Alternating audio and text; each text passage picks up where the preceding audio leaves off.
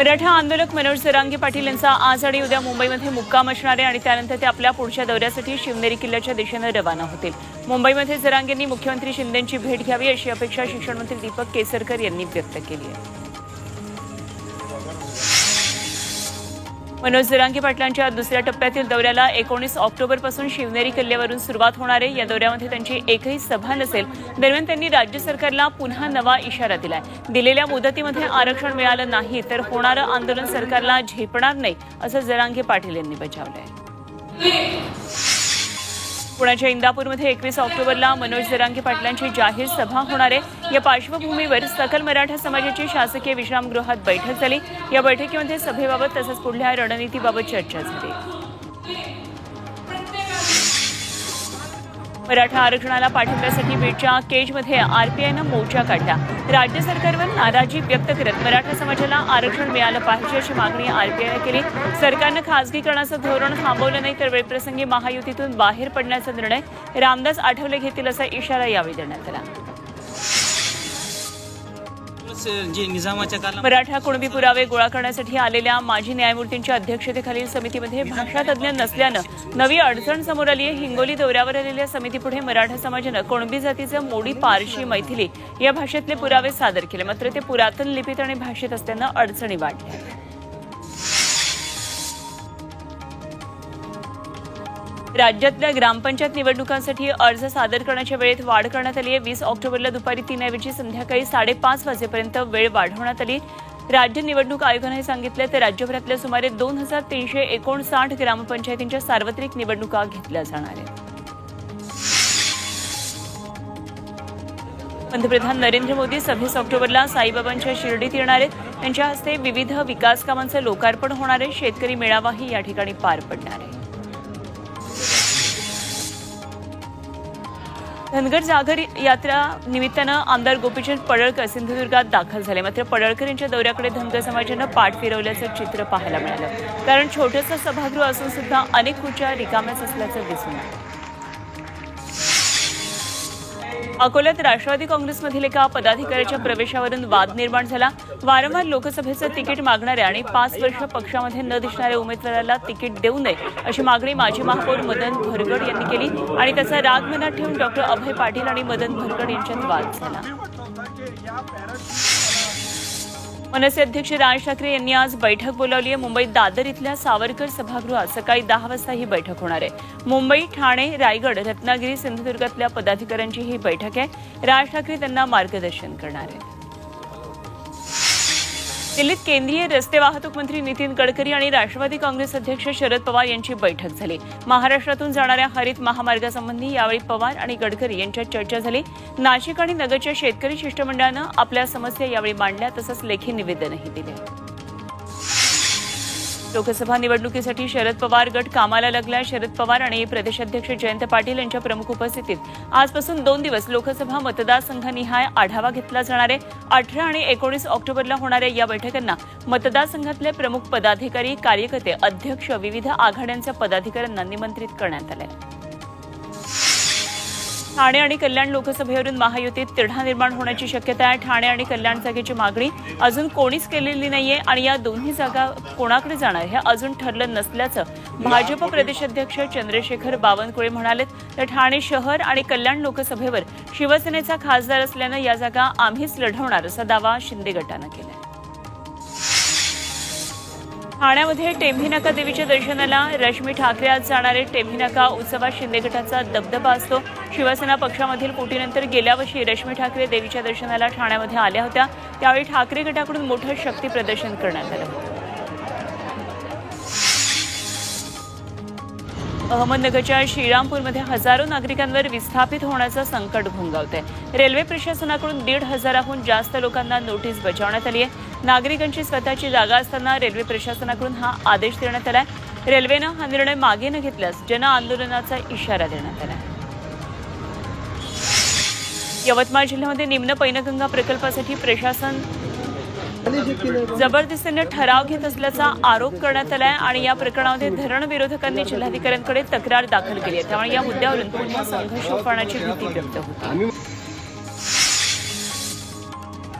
ठेकेदारांना खोटा अनुभवाचा दाखला देऊन बदलापूर नगरपालिकेचा धूर फवारणीचा ठेका मिळवल्याचा धक्कादायक प्रकार माहितीच्या अधिकारामध्ये उघड झाला। या प्रकरणी संबंधित आरोग्य अधिकारी आणि ठेकेदारावर फौजदारी गुन्हा दाखल करण्याची मागणी राष्ट्रवादी काँग्रेसने केली आहे आणि यासाठी राष्ट्रवादीने नगरपालिकेसमोर बेमुदत उपोषण केलं।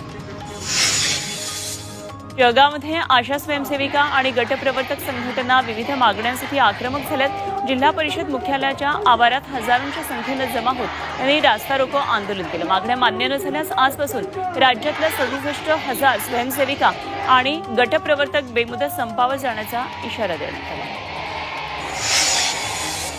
सिंधुदुर्गच्या मालवण तालुक्यातल्या प्राथमिक शाळेतील शिक्षकांना दुसऱ्या शाळेमध्ये कामावर पाठवण्यात आलं। त्यामुळे संतप्त पालकांनी पंचायत समितीच्या शिक्षण विभागाच्या कार्यालयात मुलांना बसवून शाळा भरवली। शाळेत शिक्षक येत नाहीत तोपर्यंत शाळा याच ठिकाणी भरेल असा निर्धार पालकांनी केला।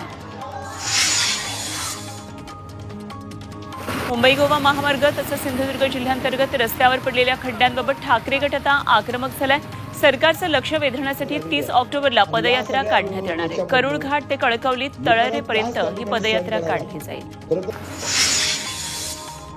कल्याणमध्ये नवरात्रोत्सवादरम्यान अवजड वाहनांना वाहतूक विभागानं बंदी घातली। नवरात्रीमध्ये कल्याण शहरात मोठ्या प्रमाणात वाहतूक कोंडी होत असल्यानं हा निर्णय घेण्यात आलाय। सलग 7 दिवस पहाटे 6 वाजल्यापासून रात्री 12 वाजेपर्यंत अवजड वाहनांना बंदी असणार आहे। सोन्याच्या दरात प्रतितोळा 1,000 रुपयांची तर चांदीच्या दरामध्ये प्रति किलो 1,000ची घसरण झाली। त्यामुळे सोन्याचे दर आता 59,400 रुपये तर चांदी 72,000 रुपये प्रति किलो झाली आहे। आणि नवरात्रोत्सवात दर कमी झाल्यानं ग्राहकांची गर्दी होतीये। हमास इस्रायल युद्धात अमेरिकेच्या मध्यस्थीचा हा परिणाम असल्याचं बोललं जात आहे। वाशिममध्ये काही भागामध्ये संध्याकाळपासून परतीच्या पावसानं हजेरी लावली। त्यामुळे उकाड्यानं त्रस्त असलेल्या नागरिकांना दिलासा मिळाला। अचानक आलेल्या पावसामुळे सोयाबीन कापणी करणाऱ्या शेतकऱ्यांची तारांबळ उडाली। हिंगोली जिल्ह्यातल्या विविध भागात परतीच्या पावसानं हजेरी लावली आणि त्यामुळे जिल्ह्यातल्या सोयाबीनचं पीक भिजून नुकसान होण्याची शक्यता आहे। तर या पावसामुळे ऐन सणासुदीच्या तोंडावर शेतकरी अडचणीत सापडले।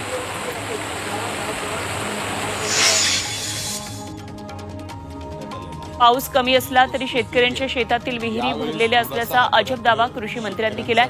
राज्यातील सरासरी 53.97 हेक्टरवर रब्बीचं पीक घेतलं जातं। यंदा यामध्ये 9% वाढ होऊन एकूण 58.76 हेक्टर क्षेत्रावर रब्बीची पेरणी होणार असल्याची माहिती कृषी मंत्री धनंजय मुंडे यांनी पुण्यामध्ये दिली। सांगली जिल्ह्यामध्ये दुष्काळाची तीव्रता वाढू लागली आहे। आटपाडी तालुक्यातल्या 75,000 नागरिकांना टँकरनं पाणी पुरवठा केला जातो। तर गेल्या महिन्यामध्ये पाऊस झाल्यानं इथल्या चाऱ्याचा प्रश्न काही प्रमाणात कमी झाल्याची माहिती जिल्हाधिकाऱ्यांनी दिली। तब्बल 321 कोटी रुपयांच्या वसुलीसाठी डाबर कंपनीला नोटीस बजावण्यात आली आहे। 321 कोटी रुपयांची जीएसटी चुकवल्याबाबत ही नोटीस काढण्यात आली आहे। दरम्यान नोटिशीचा आढावा घेण्याचं काम सुरू आहे आणि त्यानंतर योग्य ती पावलं उचलली जातील असं डाबर कंपनीच्या वतीनं स्पष्ट करण्यात आलं आहे।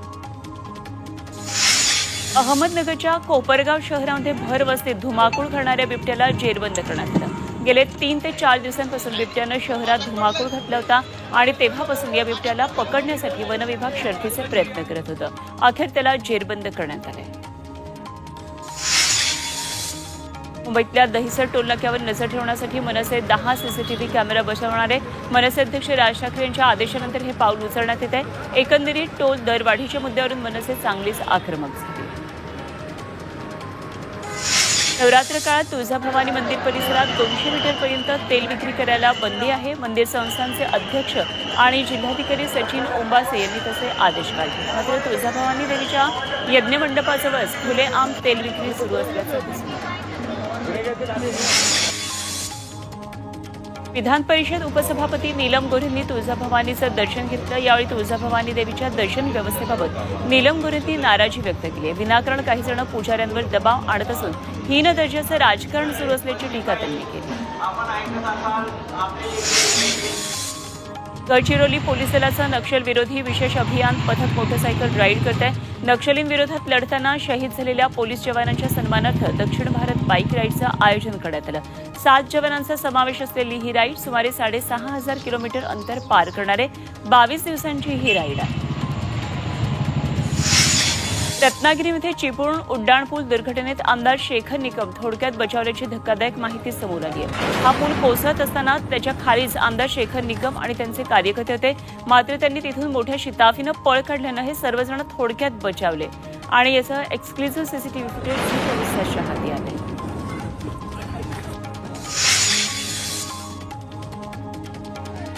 सोलापूरच्या सांगोल्यातल्या कोळा गावामध्ये मोठ्या उत्साहात बैलगाडी स्पर्धा पार पडली। या स्पर्धेसाठी सुमारे 5 लाख रुपयांची बक्षिसं देण्यात आली। सोलापूर, सांगली, साताऱ्यासह कर्नाटकमधून बैलगाडी स्पर्धक यामध्ये सहभागी झाले। ख्यातनाम अभिनेत्री वहिदा रेहमान यांना राष्ट्रपतींच्या हस्ते सिनेसृष्टीतला सर्वोच्च दादासाहेब फाळके पुरस्कार प्रदान करण्यात आला। या पुरस्काराचं श्रेय वहिदा रेहमान यांनी फिल्म इंडस्ट्रीला दिलं। सर्वांच्या प्रेमामुळे आपण हा दिवस पाहू शकलो असं म्हणत हा पुरस्कार इंडस्ट्रीतल्या सर्व विभागांना त्यांनी समर्पित केला। भारतीय संस्कृती आणि तत्वज्ञानाशी सुसंगत असलेल्या स्पिरिच्युअल रिफ्लेक्शन्स या विषयावर आधारित डॉक्टर अर्चना श्रीवास्तव यांचं चित्रप्रदर्शन मुंबईतल्या जहांगीर कला दालनात भरलेलं आहे। 23 ऑक्टोबरपर्यंत चित्रप्रदर्शन सुरू राहणार आहे। मुख्यमंत्र्यांसह अनेक नामवंत कलाकारांनी या प्रदर्शनाला भेट दिली आहे।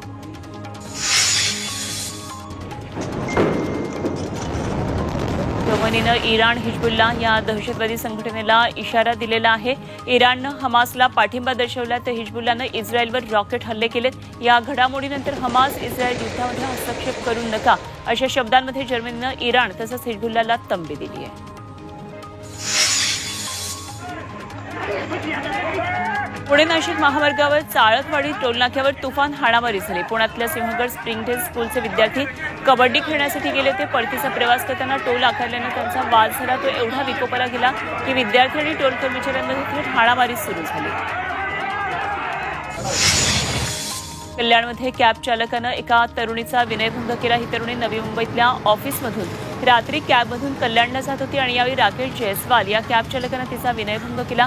पीडितेनं आरडाओरड करताच कॅब चालकानं तरुणीला खाली उतरवून पळ काढला। या प्रकरणात पोलिसांनी राकेश जयस्वालला बेड्या ठोकल्या।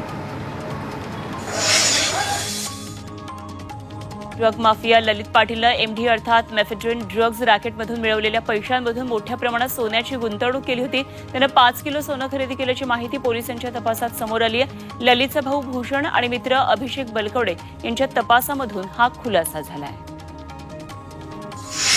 सोलापूरच्या ड्रग्ज फॅक्टरीमध्ये मुंबई गुन्हे शाखेनं घातलेल्या छाप्यात एक आक्षेपार्ह डायरी सापडली आहे। या डायरीमध्ये नेमकी कोणाची नावं आहेत, कोणाचे मोबाईल नंबर आहेत आणि आणखी काय तपशील आहेत याची गुन्हे शाखेचे अधिकारी कसून चौकशी करतात। एमडी ड्रग्ज कसं बनवायचं याचा तपशील या डायरीमध्ये असल्याची माहिती सूत्रांनी दिली।